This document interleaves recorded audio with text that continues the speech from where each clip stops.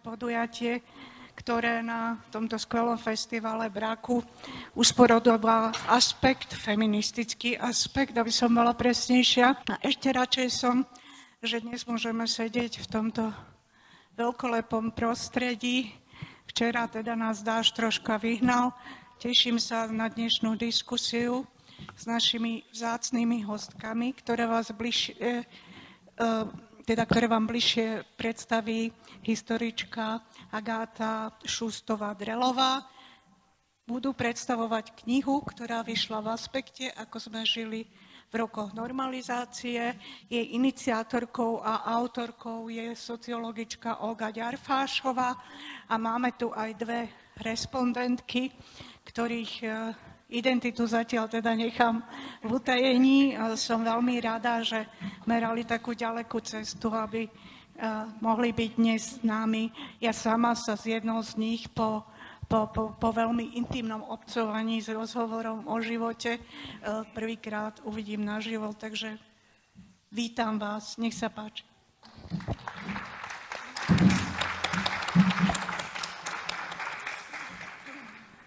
Pekné, skoré nedeľné popoludnie.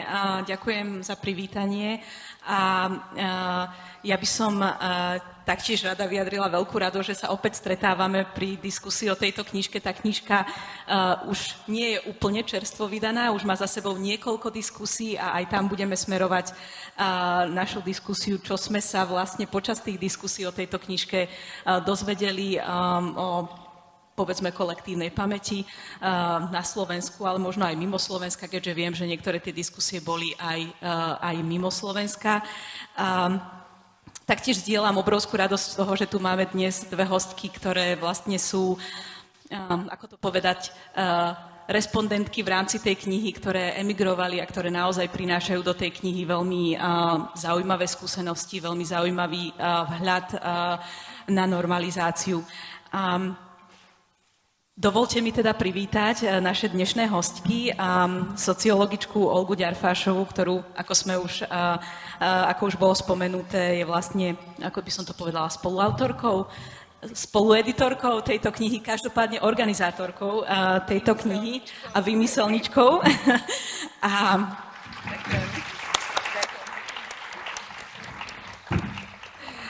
Olga Ďarfášová prednáša na Ústave európskych štúdií a medzinárodných vzťahov SEVUKA v Bratislave a je tiež zakladajúcou členkou a analytičkou Inštitútu pre verejné otázky.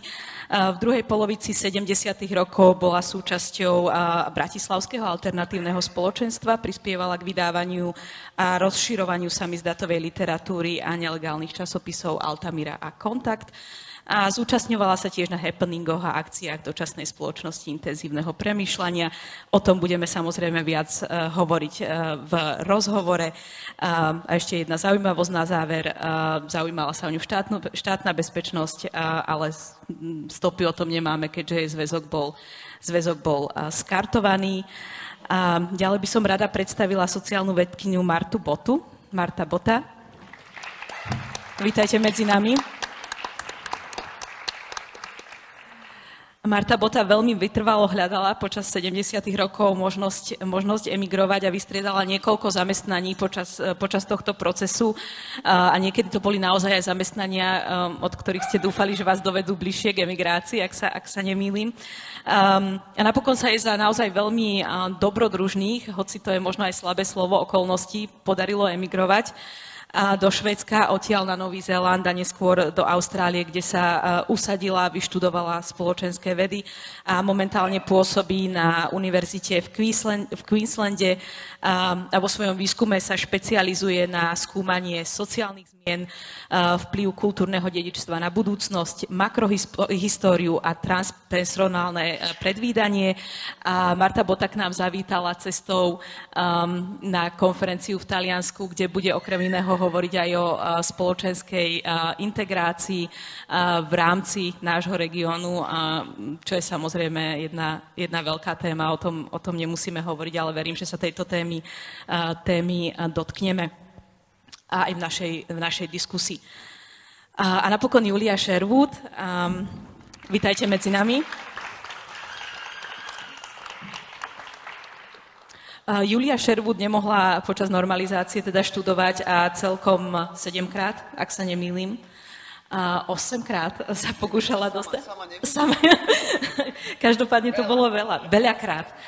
Režim ju teda trestal týmto spôsobom za rodičov známych Agnešu Kalinovú a Jana Ladislava Kalinu, ktorí boli po roku 1970 dôsledkov represií po Pražskej jari považovaní za nepriateľov socializmu a teda náležite prenasledovaní.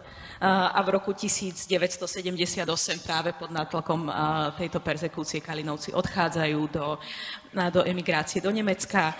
Julia Sherwood vyštudovala jazyky a spolu s manželom, prekladateľom Petrom Sherwoodom sa venuje prekladateľstvu a taktiež zviditeľňovaniu slovenskej literatúry aj okrem iného aj v anglickom prekladateľstve pre vydavateľstvo v anglických prekladoch slovenských kníh pre vydavateľstvo Seagull Books.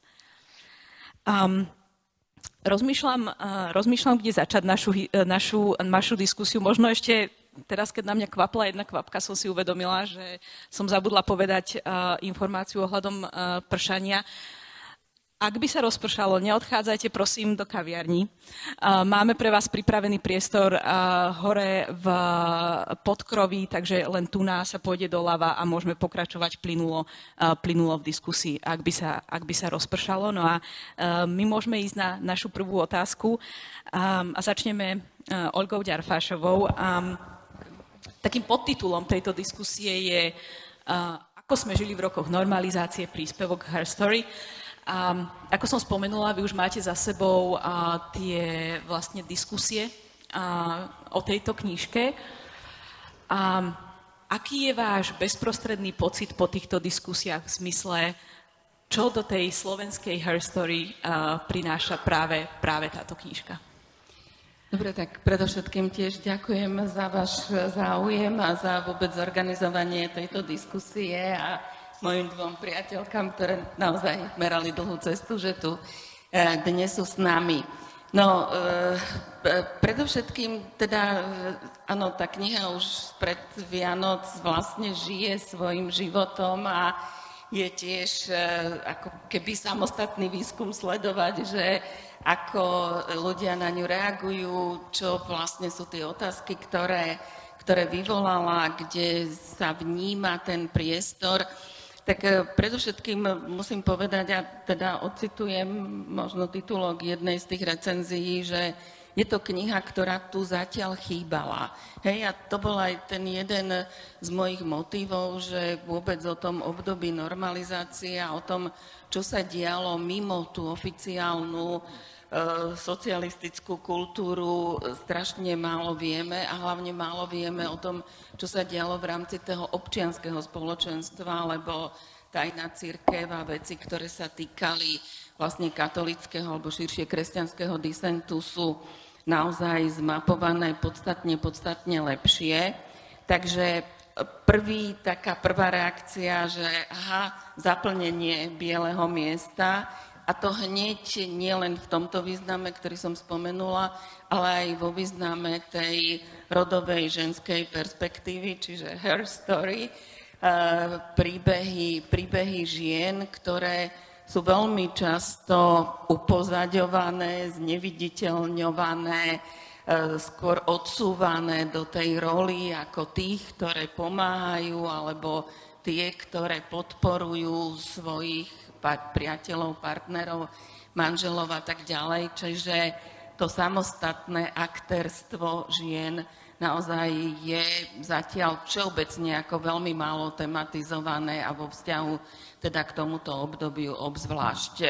Čiže to je jedna taká línia toho, že proste spolu aj už s nejakými ďalšími projektmi naozaj toto je zatiaľ, musím povedať, že v mnohom unikátny pohľad. No a tá druhá vec sa potom týka vlastne nejakého aktualizačného momentu, o ktorom sme samozrejme vôbec netušili, keď sme začali o tej knihe so Zuzkou Maďarovou, ktorá bola taký môj hlavná sparring partnerka a iniciatorka a podporovateľka spolu teda aj s ďalšími kolegyňami a priateľkami z Aspektu. O tom, že tá normalizácia sa vlastne stane nejakým aktuálnym spoločensko-politickým problémom súčasného Slovenska, sme samozrejme vôbec netušili. No. A k tomu aj smerovala časť otázok, že v čom je to podobné, v čom je to iné, ako vtedy prebiehali tie procesy pacifikovania spoločnosti, ako ľudia na to reagovali, čo sa vlastne stane, keď štátna moc vlastne si zaujme, že teraz zglajšaltuje kultúru a vôbec celú spoločnosť. Takže to bola tiež časť tých otázok.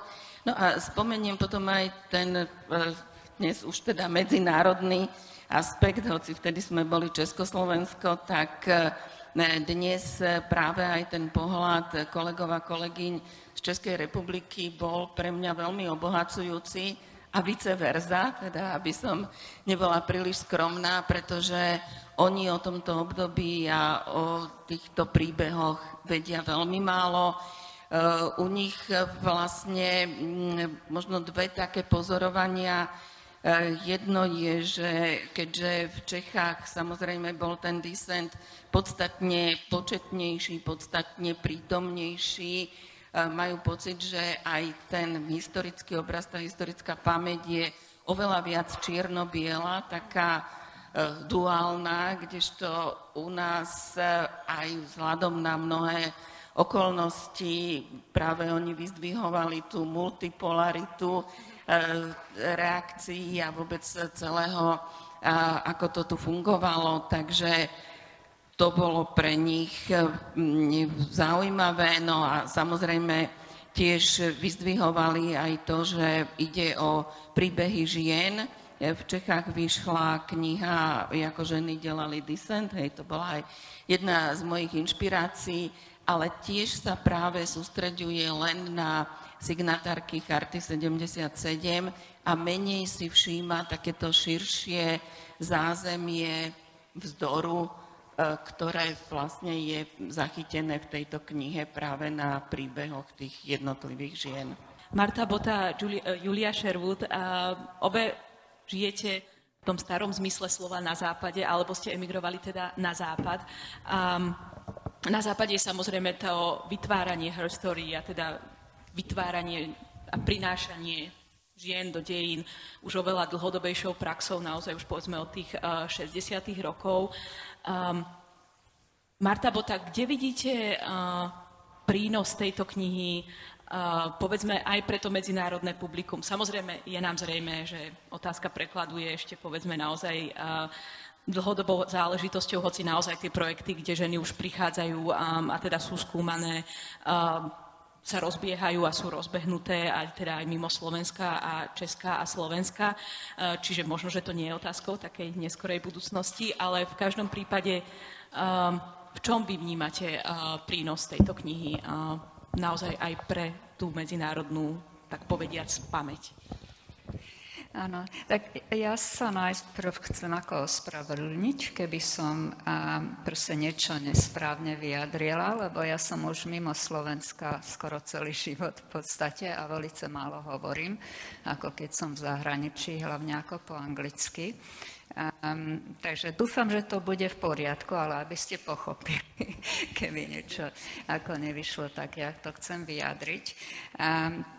No to ja som ako mala taký nápad, keď som ako sa dozvedela, že tá knižka sa bude písať. By to v podstate malo byť ako v zahraničí tiež, lebo o ženách ako všeobecne, ako síce je ako feministické hnutie, a teraz sa snažíme aj v Austrálii, že rovnocennosť, ako čo sa týka aj zárobkov. Teraz minulý rok práve boli všelijaké ako o tom diskusie, o koľko menej ženy ako zarábajú. Tak všetko, čo sa týka žien a práve aj táto kniha, myslím, že by bolo prínosom, aby aj muži pochopili, že ženy majú silu a majú vízie a proste, že by mali prispievať, mali mať väčší priestor na prispievanie k budúcnosti špecificky. Čiže vnímate, že vlastne aj na západe to ešte ani zďaleka nie je ukončený proces, že tie príbehy ženské neustále akoby treba prinášať. Ale áno, a hlavne teraz, keď ako sa vyvíja cez internet ako rôzny ako šovinizmus, to asi poznáte aj z tých sociálnych sietí. Spoločnosť sa polarizuje všade a teraz je to ešte viac dôležité, než kedykoľvek predtým. Julia Sherwood, ako to vnímate vy? Ja by som ešte povedala to, čo by tu malo zaznieť, že to je naozaj skvelá kniha a že som veľmi rada, že som mohla byť súčasťou tohto projektu. A vlastne cez tie príbehy sa zoznámiť aj so ženami, s ktorými som nemala možnosť sa stretnúť v tých časoch, ale väčšinu z nich som poznala a zistila som pri čítaní knihy, že vlastne sú tam tie prepojenia všade, medzi každou z nás na rôznych rovinách. Takže toto by som chcela, aby tu zaznelo. Čo sa týka toho špecificky ženského aspektu, určite to, čo povedala Marta, a k tomu by som dodala ešte možno z perspektívy takej literárnej, lebo ja sa venujem literárnemu prekladu, a tam už niekoľko rokov prebieha veľmi intenzívne taký boj za zviditeľňovanie žien vôbec v literatúre. Lebo počet kníh ženských autoriek stále bol ako veľmi nezodpovedal, alebo ten dôraz na vydávanie žien vôbec nezodpovedal tomu pomeru v spoločnosti, ani tomu, že ženy vlastne oveľa viac čítajú. A súčasne aj ako slovenská literatúra ako taká je stále ešte veľmi málo známa, takže si myslím, že aj z tohto hľadiska práve tento aspekt nejako zvýrazniť a dostať do povedomia by určite stálo za to. Ďakujem veľmi pekne. A Olga Ďarfášová, chcete ešte niečo dodať? Nech sa páči. Možno ešte naozaj treba na úvod pre tých a tých, ktoré ste tú knihu ešte nečítali. Ja to veľmi obširne vysvetľujem v úvode, že ako vôbec vznikol tých 10 rozhovorov a ten výber žien, ktoré v tej knihe sú.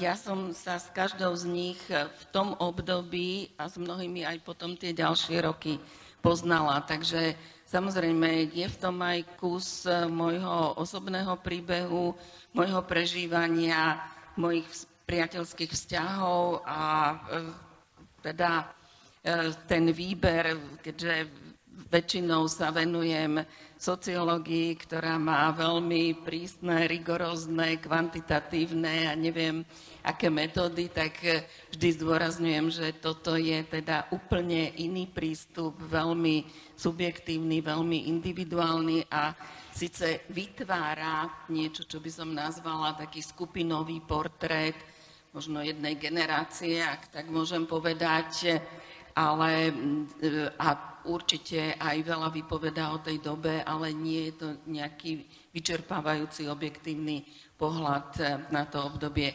A možno ešte jednu reakciu, ktorá sa mi tiež veľmi často dostalo.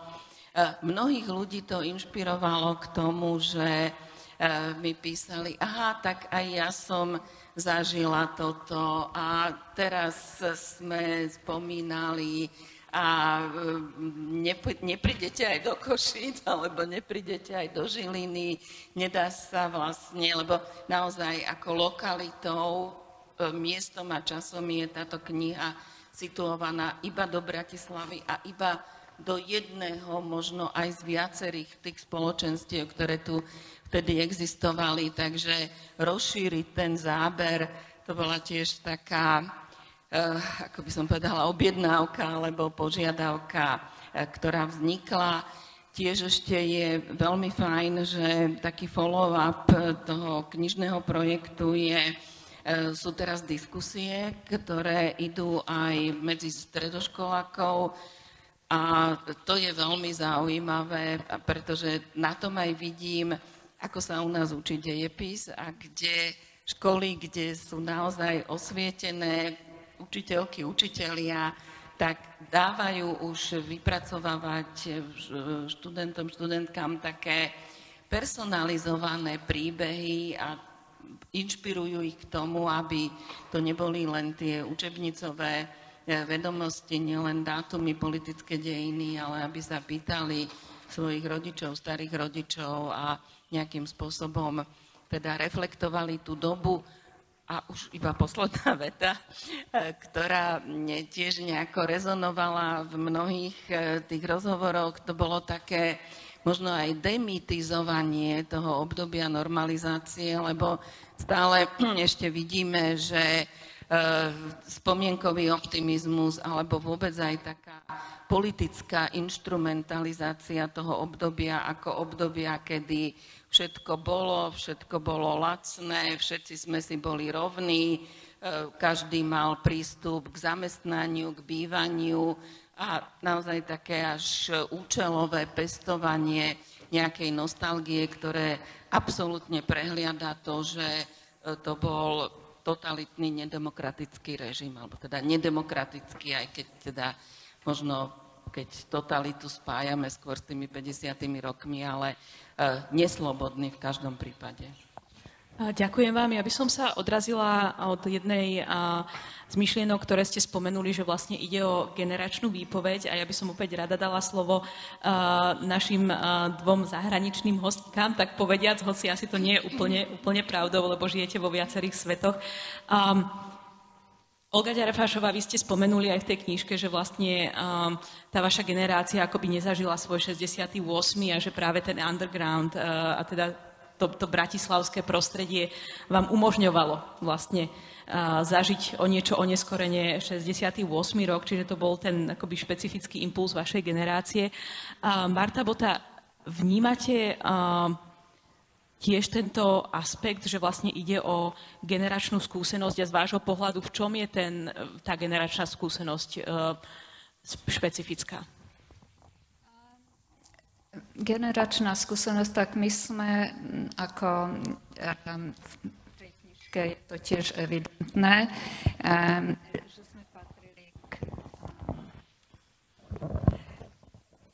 nejakej ako homogénnej skupine a v podstate my sme boli ako nad politické ako osobnosti, že ja osobne som sa nikdy nezaujímala o politiku, ja som ju dokonca nenávidela a všetci z nás, čo boli v tom hnutí, tak my sme vlastne neboli deťmi tej doby v tom zmysle, lebo naše ašpirácie a sny boli viac ako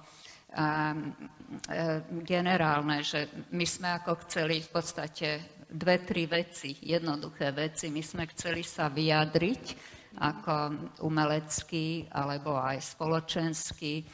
My sme chceli cestovať a my sme chceli študovať. A toto je asi taká tá téma, ktorá sa prelínala, myslím, skoro cez každého, ako tie príbehy, jak sa čítajú. Takže ja v tom nevidím takú špecifickosť. Ja som ako síce zažila ten 68. rok, mne bolo 14 a to si ako jasne pamätám ten pocit slobody, ktorý sme vtedy ako prežívali a ktorý my sme chceli ako v tom pokračovať v podstate. Tak ja neviem, iní po mne ako možno nemali ako ten ako úplne ako priamy ako spojenie s tou slobodou, ale ja si myslím, že to nemôžeme len spájať s tým obdobím ako sami. V tej knižke sa hovorí hlavne o intelektuáloch a to ako vždy v každej spoločnosti, aj teraz, aj v slobodných spoločnostiach, sa tie ciele ako prelínajú a nikdy to nebude perfektné pre nás v podstate. Julia Sherwood? Tak ja som to vnímala dosť jednoznačne politicky, pretože tak ako Marta, ja som mala síce len 14 rokov v tom 68., ale sprostredkovanie cez rodičov som to prežívala veľmi intenzívne a takisto aj potom to, čo nastalo, tá normalizácia, ktorá postihla mojich rodičov existenčne, takže pre mňa je to absolútne neodlučne, to súvisí jedno s druhým. A potom teda aj tá moja skúsenosť toho, že som sa nedostala na univerzitu, ktorá bola tiež čisto politicky motivovaná tým, že vlastne mňa vnímali len ako dceru mojich rodičov. A išlo tam takisto aj o túžbu cestovať, lebo potom, keď nám zobrali aj pasy, tak to bola ďalšia rana. Ale išlo naozaj hlavne o to, že celá rodina sme vlastne z politických dôvodov sa ocitli v takej v podstate takom domácom väzení, aj keď už rodičov z väzenia prepustili. No, ja som to vnímala možno o kúsoček, teda som o kúsoček mladšia, ale naozaj celkom malý, ale v tom veku, ja neviem, 12 až 16 rokov je každý jeden rok, alebo dokonca každý mesiac ako veľmi dôležitý, takže samozrejme vnímala som august 68, ale bola som ešte žiačka na základnej škole a vlastne ten august 68 naozaj v každom jednom príbehu je to ako veľmi dôležitý míľnik pre niektoré účastničky alebo respondentky tých rozhovorov, ktoré už povedzme v tom čase pracovali a zažili potom čistky a zažili to prevracanie kabátov v priamom prenose, ako napríklad pani Kusa, ktorá povedala, že vtedy som sa o ľuďoch dozvedela úplne všetko. A teda nie nič dobré. No, tak ja som vlastne si to uvedomila, možno ten politický rozmer normalizácie, možno až strednej škole, alebo viac, keď som sa spoznala ľuďmi z tohto prostredia. A ja som viackrát som to už hovorila, že tá naša generácia, ktorá povedzme nestihla zažiť ten nádych konca 60.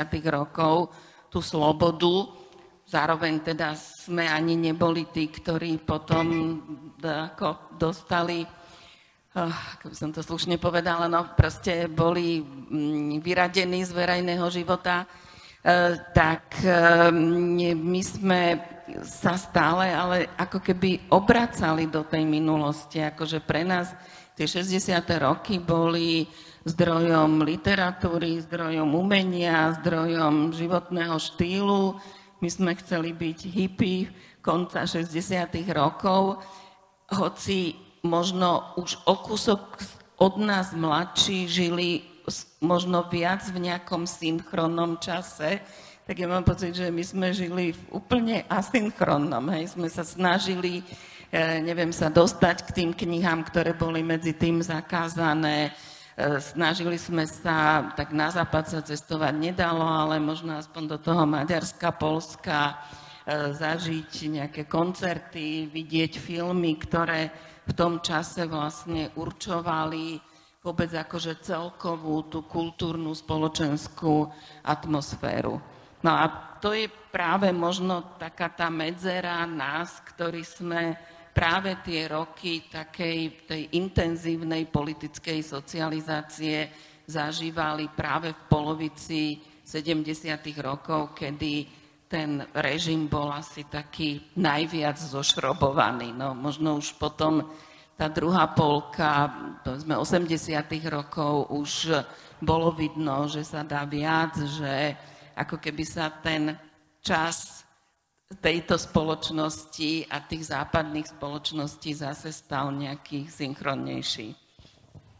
Pozrime sa teraz na ten proces odchádzania vás, Marta Bota a Julia Sherwood, lebo naozaj v tom, ako to popisujete v tej knihe, tak to bol proces. To bol proces, ktorý teda trval istú dobu, bol to proces, ktorý bol náročný nielen teda procedurálne, s vybavením si doložiek a podobne, ale aj emočne.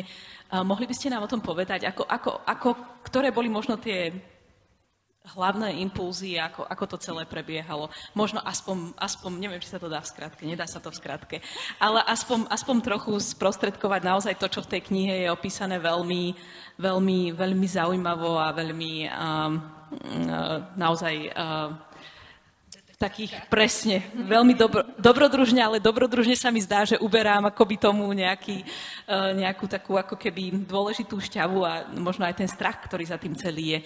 Ale aká bola tá vaša skúsenosť s odchádzaním? Moja skúsenosť s odchádzaním bola velice dramatická, mentálne aj fyzicky. A to fyzické potom aj pokračovalo ako veľa rokov potom. A to si ľudia neuvedomia, keď si myslia, niekto ide na západ, tak ako to je taká dobrá vec, lebo príde tam, bude bohatý, bude mať dobrý život a tak ďalej. A možno niekto aj, ale ja nepoznám veľa ľudí, ktorí tak dopadli. Za všetko treba ako bojovať. Dokonca včera mi niekto povedal, keď som vyprávala tú historku, ako aj zdravotne, jak som ako bola ovplyvnená tým procesom, hovorí, Marta, no veď keď ty by si tu zostala, tak tebe by bolo ako celkom dobre. A ona to ako vôbec nemohla pochopiť, ako ten boj za tú slobodu trebárs a to vnútorné, ako ten impuls, ako ste hovorili, ten impuls, ktorý sa v podstate nedal ani vymyslieť, ale ani zastaviť. To je ako v človeku, že tie fyzické ako záležitosti, že máš bývanie a máš prácu, keď niekoho podplatíš, tak asi aj dobrú. A to ako pre mňa nič neznamenalo. Ako pre mňa fakt bolo veľmi dôležité, ako aj pre Julku, ako študovať. A to ako ťažko aj človek chápe, že s niekým som sa bavila, že no, ako tá osoba chcela mať deti, keď jej bolo 18. Ja som na deti ani vôbec nerozmýšľala. Pre mňa ako študovať to bolo to ako najhlavnejšia vec ako v živote.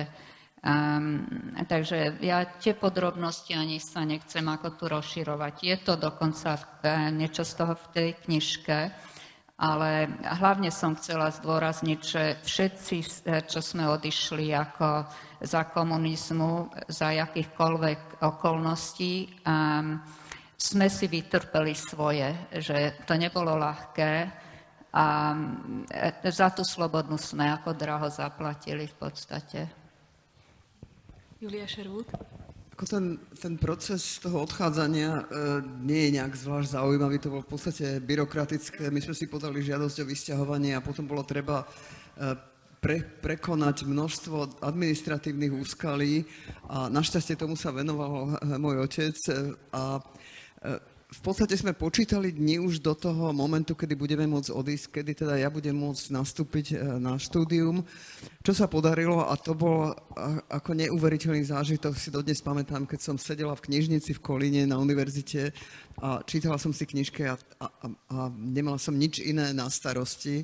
Ale na druhej strane, o tom myslím, že aj v tom rozhovore hovorím, ja som až tam pochopila, nakoľko som bola hlboko citovo naviazaná na to celé spoločenstvo priateľské tu v Bratislave a to ma prekvapilo, teda nakoľko ťažká rana to bola, ako ťažko som to znášala, to odlúčenie a ten pocit izolácie medzi ľuďmi, ktorí absolútne nemali pochopenie, hlavne teda medzi študentmi, ľuďmi v mojom veku alebo trochu mladšími, ktorí nevedeli pochopiť, ako som mohla opustiť tento raj socialistický a prísť žiť do toho dravého kapitalizmu. Olga Ďarfášová, aj vás sa chcem spýtať, že vlastne ako ste to vnímali vy z vášho pohľadu, keď vám vlastne odchádzali blízki ľudia? Áno, no chcem práve na to nadviazať, že pre tých, ktorí odchádzali, a teda či už naozaj ilegálne, doslova na čierno, cez hranice, alebo formou vysťahovania, to bolo dramatické, ale traumatické to bolo aj pre tých, ktorí ostávali. A naozaj možno aj je to také ešte a v mnohom aj nie celkom spracované, čo tá emigrácia znamenala v tých rokoch normalizácie, že aký to malo obrovský dosah na teda tých ľudí, ktorí odišli, lebo akože niektoré príbehy poznáme, ale aj na tých ľudí, ktorí tu ostali. Niektoré také príbehy sú aj v tej knihe, že vlastne trpeli potom tie ženy, ktoré tu ostali, či už Ľuba Lesná, Tamara Archlebová, aj ktorých eštebáci vlastne trestali za to, že ich blízki ľudia ilegálne opustili republiku, alebo legálne, hej, to tiež. Takže ako tá krivda, alebo ako to mám povedať, alebo tá represia, ktorá súvisela s tou emigráciou, to je, myslím, ešte jedna z kapitol, ktorá ešte čaká na nejaké spracovanie. No a potom, samozrejme, ako 70. rokmi to neskončilo. Ľudia odchádzali aj v 80. rokoch a si pamätám, jak sme my vždy tak po lete sa tak poobzerali, tak títo kamaráti tu už nie sú, títo príbuzní sa tiež rozhodli emigrovať. Ja som teda priamo v rodine zažila, že brat s rodinou, s malým synom odišli a teraz aj čo to napríklad bolo vo vzťahu k rodičom, hej, ktorí to cítili na jednej strane ako obrovskú krivdu, na druhej strane niekde tam presvítalo takéto racionálne, akože snáď im tam bude lepšie, alebo rozhodli sa pre tento typ životnej nejakej trajektórie, no takže áno, vo všetkom, pre všetkých to bolo traumatizujúce a dramatické. Keď sa teraz posunieme od toho akoby odchádzania k tomu procesu prichádzania na západ,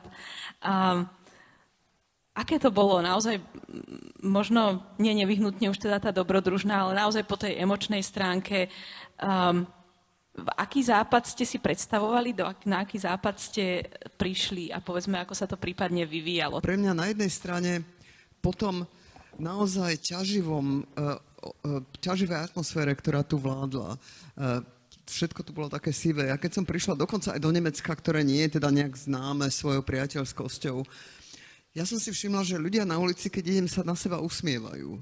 To bolo pre mňa niečo absolútne nové a šokujúce.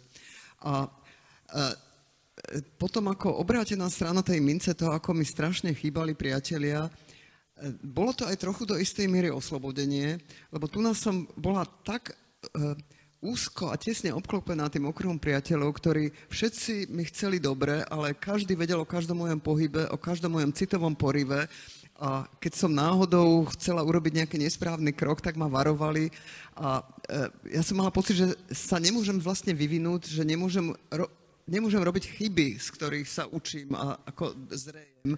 A túto možno som naraz dostala tým, že som prišla o tento okruh priateľov. No, úprimne povedané, na toto úplne neviem na vaše odpovede, ako ďalej pokračovať. Olga Ďarfášová, chcete zareagovať? No, možno odídem od tej mliekarenskej témy. Asi som ju zažila až po roku 89, tak naplno. Ale ešte možno k tomu spoločenstvu, hej? Lebo možno teraz po, 40 plus rokoch asi treba trochu viac vysvetliť aj, že ako to celé fungovalo. A ono to síce bolo také, ja to nazývam, že fluidné spoločenstvo, hej, to nemalo žiadne nejaké pevné štruktúry, proste viac takých výraznejších osobností, okruh aktérok, blízkych, priateľov, kamarátov okolo nich, ale tento fenomén tej getoizácie, to vlastne, myslím, že to aj niekto spomína práve v tom rozhovore, že ten tu bol prítomný. Hej?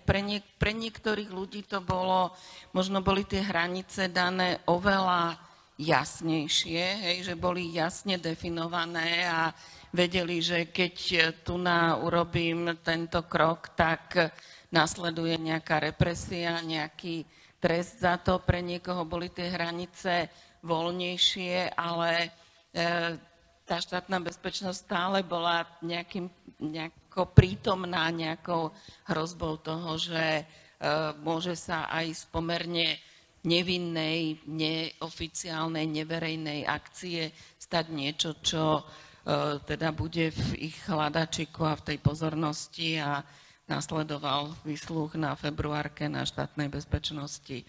Čiže nebolo to naozaj aj v týchto príbehoch, ešte možno to poviem, že sme hovorili, že je v tých príbehoch, v tých osudoch niečo spoločné, niečo ich spája, hej, snaha aj v rámci tých podmienok, ktoré boli, si vytvoriť nejaký priestor slobody, tvorivosti, ale zároveň je ten príbeh každý v niečom iný, je vlastne nejakým samostatným univerzom, a som veľmi rada, možno ešte naozaj je veľa alebo viacero žien, ktoré by mali byť v tom výbere, ale na to som už potom nemala síl, ale aj tak, ako je to vyskladané, tak naozaj ukazuje mnohé tváre tých rokov normalizácie a toho, ako sme žili v tých rokoch. Ďakujem veľmi pekne. Tú knižku si samozrejme budete môcť po skončení tejto diskusie kúpiť. Tam vzadu naozaj ju veľmi odporúčam. Tá moja je už poliata aj kávou, aj vínom. Lebo už ju opakovane čítam. Aj ráno, aj večer, presne tak. Ale možno takú otázku, jednu z posledných, lebo radi by sme dali priestor aj otázkam z publika. Vaša skúsenosť zo života v normalizácii a naozaj s odchádzaním, následne s prichádzaním na západ. A to na jednej strane a to, čomu sa venujete v súčasnosti, čomu sa venujete profesne. Vidíte tam nejakú ako keby vzájomnú inšpiráciu? Inšpirovalo vás to, čo ste zažili k tomu, čo teraz robíte? Marta Vota, sociálna vedkyňa, venujete sa naozaj teda interpersonálnej komunikácii, venujete sa integrácii spoločenskej. Je tam nejaký vplyv vašej minulosti na vašu prítomnosť a možno aj na vašu štúdium budúcnosti? To je ďalšia vaša téma. No tak samozrejme, čo robím, je súčasťou ako totálnych zážitkov môjho života, o čo som sa snažila celý život. A v podstate jednou vetou by sa to dalo vyjadriť. Ja chcem, aby svet bol lepší, aby ľudia boli šťastnejší. Tak ja som ako vyštudovala, aby som vedela, jak na to, samozrejme. Ale tiež, keď som sem začala ako prichádzať už potom, než jak sa otvorili hranice, tak som hrozne proste premýšľala o tom, jak by sa táto spoločnosť mohla ako zmeniť k lepšiemu, lebo síce sme mali ako slobodu, ale sme nevedeli, čo s tým. Každý chcel byť ako v Amerike, proste sme chceli mať kapitalizmus. Tento ako neskorý kapitalizmus je fakt dosť krutý, lebo na povrchu to vypadá, ako že všetko je OK, ale tí, čo ako snívali o tom, že no konečne budú môcť cestovať, budú môcť písať, čítať, čo chcú a možno budú mať aj z čoho sa najesť, ale nevedeli, že ten kapitalizmus má aj škaredú tvár. Teda tá nezamestnanosť, tí bezdomovci a ten stres, ktorý... My sme mali stres za socializmu, ale to bol iný druh stresu, lebo tie základné potreby, ako o to bolo postarané. Takže tento stres, že ako zo dňa na deň si musíš dávať ako pozor na to, čo ako zarobíš, aby si mohol jesť, tak to je taký stres, ktorý ako ide úplne až do koreňov proste aj spoločnosti. No tak ja keď som sa vrátila v tom 89. poprvýkrát, tak som hrozne chcela, aby ľudia počúvali na moje nápady, že aby nechceli tú Ameriku ako čistú Ameriku, ale ja som mala taký pocit, že keby sa skombinovalo to najlepšie z kapitalizmu, s tým najlepším zo socializmu, že máme takú jedinečnú šancu na celom svete a možno za celej histórie sme mali vtedy vytvoriť niečo, čo je ako dobré pre každého a správny druh spoločnosti. Ja som študovala trebárs ako co-op, ako movement. V Španielsku som bola v takom mestečku, kde sa jeden kňaz rozhodol v 50 rokoch, že chce ako skončiť s chudobou pre mladých ľudí, tak ako otvoril ako školy pre nich, ich školil a to sa potom rozrástlo do univerzít a do zdravotníctva, do všetkého a tie organizácie, ktoré sa na základe toho založili, boli ako co-op, neviem, jak sa to ako hovorí po slovensky, ako združenie, že tí, čo tam ako v tom pracovali, oni vlastne vlastnili, no ako áno, družstva, že proste z toho prosperovali a treba, že riaditeľ nemohol dostať viac príjmu ako 4-krát príjem toho najnižšie plateného pracovníka. Každý sa má dobre, ako dokonca v 80 rokoch, keď sme mali tú veľkú finančnú krízu a Španielsko proste hrozne tým trpelo. Toto bolo jediné miesto, ktoré ako stále prosperovalo, lebo síce oni sú zapriahnutí do tej medzinárodnej ekonomie, ale tie základy tam majú, že oni robia pre seba, oni to vlastnia, sú za to zodpovední a sú na to hrdí. A keď človek ako kráča po tom meste, tak ako cíti taký ako pocit pohody, že je to proste iné. A to som si predstavovala, že niečo takého by sa veľmi ľahko dalo vtedy u nás urobiť. Lebo ešte tiež štátne ako závody a trebárs aj kúpele, ktoré mi je hrozne smutno, že sa ako sprivatizovali a veľa nich ako proste sa rozpadlo a nepoužíva, že to všetko mohli vlastne, ako aj Marx teda o tom sníval, že aby to tí robotníci vlastnili a proste nech sa to potom prenílná s tým kapitalizmom a demokraciou a so všetkým iným. A jak som sem prichádzala s tou električkou, tak ma oslovil taký plagát, tam bol ako na nábreží. A to som vám chcela prečítať, lebo to tak ako ilustruje trochu ako ten sentiment, o čom hovorím. Veľmi zaujímavé. Stále to tam ešte je. A môžete sa tam ísť podívať. To je naproti La Franconi. A tam hovorí: politici a podnikatelia sú zločinci a vrahovia, ktorí rozkradli naše Slovensko. Planéta patrí ľuďom. Veľký plagát to tam je. Dobre, ďakujem veľmi pekne. Ešte máme pár minút a ja by som ten čas využila na otázky z publika. Nech sa páči, kľudne zdvihnite ruku, postavte sa. Dobrý deň. Ja sa chcem spýtať, že keďže vy ste bývali v Bratislave a žili v Bratislave, že do akej míry za tej normalizácie vás ovplyvňovala rakúska kultúra, rakúska televízia, ktorá mala dosah do Bratislavy. A tá druhá otázka je, že do akej miery si myslíte, že dnešná situácia na Slovensku sa rovná podobá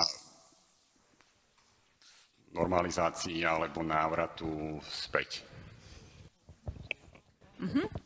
Ako k tomu Rakúsku rozhodne, my sme mali neustále zapnutú rakúsku televíziu a počúvali sme Österreich 3, takže to bola úplne taká prirodzená súčasť nášho života. A k tej súčasnosti, ako bohužiaľ tých paralel vidím čoraz viac a vlastne ako keby sa ten kruh uzavrel, pretože teraz sa práve venujem tej oblasti kultúry, kde ten tlak cíti, no nie že najvýraznejšie, sú aj iné oblasti tu, ale tu nás sa to prejavuje tak veľmi vypuklo a tak až bizárne by som povedala. Takže, a ešte by som teda si dovolím odbočiť, nie je to vôbec k veci, ale keďže sa to nahráva, tak musím len opraviť niečo, čo som povedala, aby nevznikol nejaký nesprávny dojem k tomu vydávaniu diel autoriek. Išlo o preklady. Diel žien autoriek sa vydáva obrovské množstvo, ale keď sa človek pozrie na počet preložených diel, tak tam dominujú muži. Takže len for the record. No ja by som ešte chcela k tomu dodať, že sme sa dívali na rakúsku televíziu a počúvali ako anglickú muziku a tak ďalej a tá celá generácia hrozne túžila po tej západnej kultúre. My sme sa cítili ako, že patríme ako k západu nejak ako kultúrne. A toto ma šokuje, keď som sa teraz hlavne tentokrát vrátila, že sa to nejak ako mení, že veľa ľudí ako sa cíti viac ako pridružených k tej ruskej východnej kultúre, že ten západ už tu máte, tak potom nemusíte túžiť, ale proste ľudia potom kritizujú ten západ a otáčajú sa na opačnú stranu. To ma veľmi prekvapilo, že toto môže vôbec existovať po tom, čo my sme zažili ako za komunizmu. Nech sa páči, máme ešte nejaké otázky? Áno? Nech sa páči.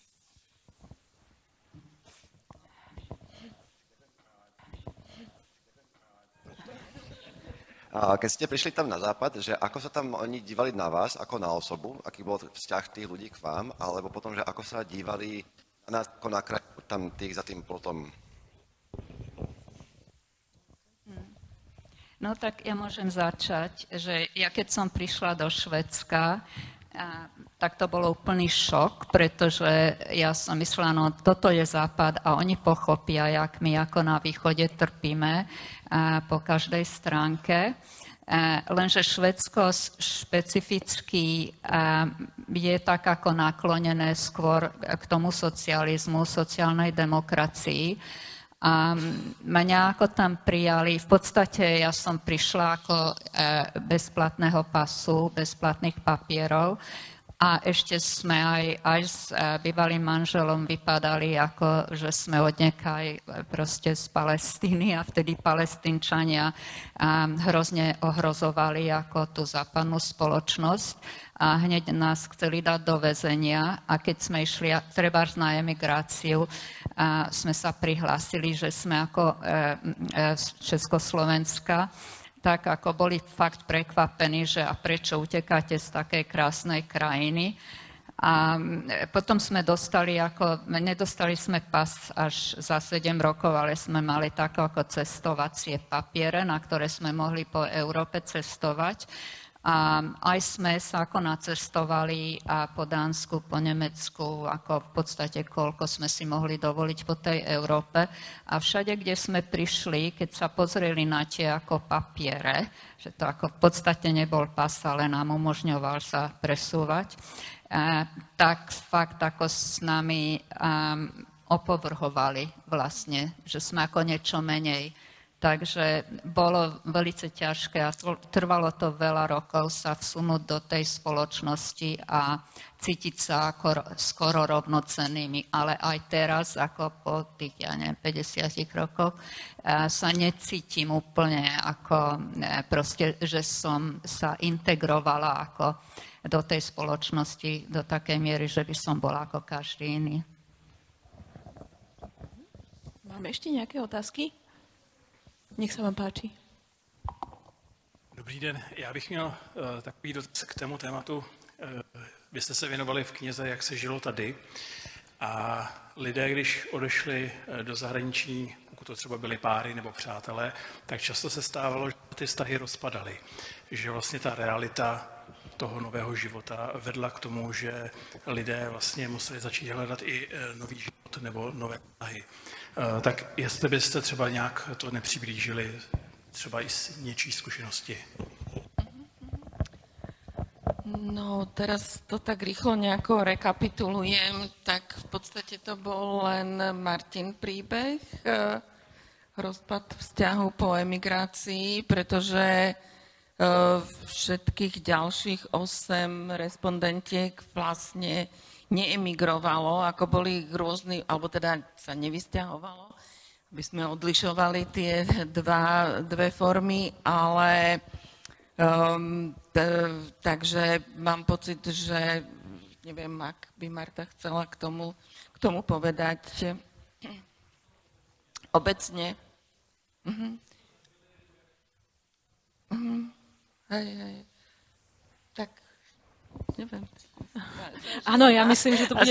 Treba si to prečítať v tej knižke, ten príbeh, ako iste ten tlak bol nielen v prípade emigrácie, ale aj v prípade možno rôznych iných tlakov. Naozaj sme mali pocit, že štátna bezpečnosť veľmi často intervenovala do súkromného života, neviem, možno práve v tejto knihe ako väčšina tých partnerstiev, prípadne aj manželstiev, ktoré sú v tejto knihe zachytené a teda už existovali v tom období, tak zotrvali, prežili a práve je aj krásne na mnohých tých príbehoch vidieť tú vzájomnú podporu a to, aké to bolo vlastne veľmi dôležité mať takéto zázemie v tých rokoch a do akej miery teda aj vlastne tie ženy, ktoré žili už v rodinách,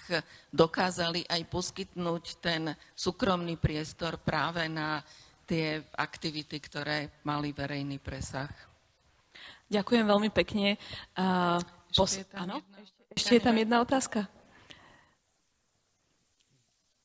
A ja by som vás poprosila o krátku reakciu na otázku, ktorá práve príde. Nech sa páči.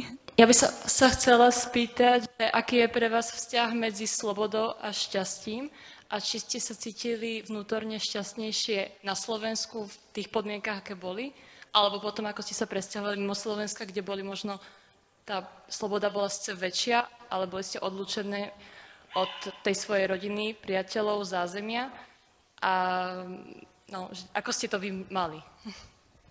To je veľká otázka. Dáme ju ako poslednú otázku na záver.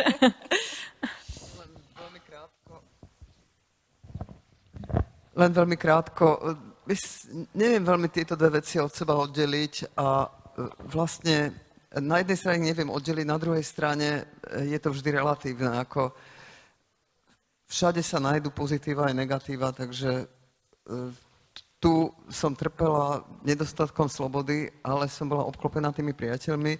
Potom po emigrácii sa to zase otočilo a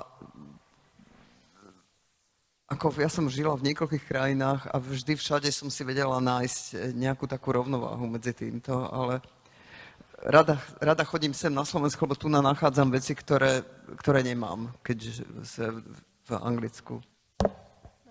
Možno len dopoviem, že neexistuje na to univerzálny recept. Marta Bota?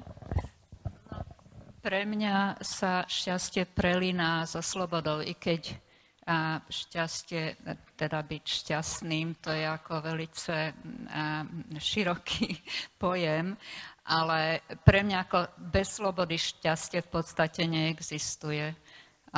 Je to iný druh šťastia, keď som ako v zahraničí a som šťastná teraz, keď už som naspäť, ale v tých časoch normalizácie pre mňa šťastie neexistovalo. Ďakujem veľmi pekne. Ďakujem našim dnešným 3 hostkám za účasť na tejto diskusii. Marta Bota, ďakujem vám, že ste medzi nás prišli.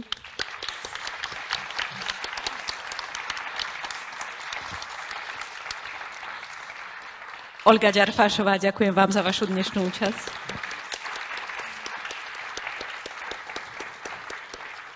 A napokon Julia Sherwood, ďakujeme vám.